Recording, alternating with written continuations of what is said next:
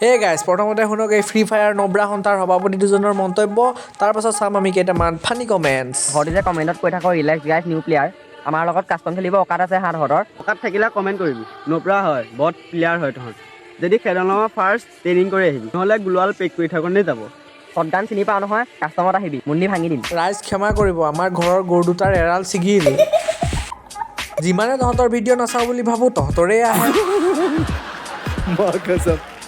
ছেকেণ্ডটোৱে বহুত কষ্ট কৰি কৈছে কথাকেইটা শুনিব দেই যদি খেলনামা ফাৰ্ষ্ট ট্ৰেইনিং কৰি আহিবি নহ'লে গ্লোৱাল পেক কৰি থাকোঁতে যাব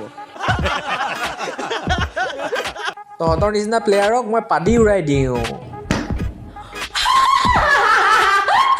ৰূপটো চাচোন দুটাৰে কেলা 1 vs 1 কৰিম আছেট সদৌ অসম ফ্ৰী ফায়াৰ নব্ৰা সন্থাৰ সভাপতি দুজন কিতাপখন পগে যা তহঁত জহনামে গলি আৰু ইনষ্টাগ্ৰামত ডিছলাইক অপশ্যন নিদিলেও কেলা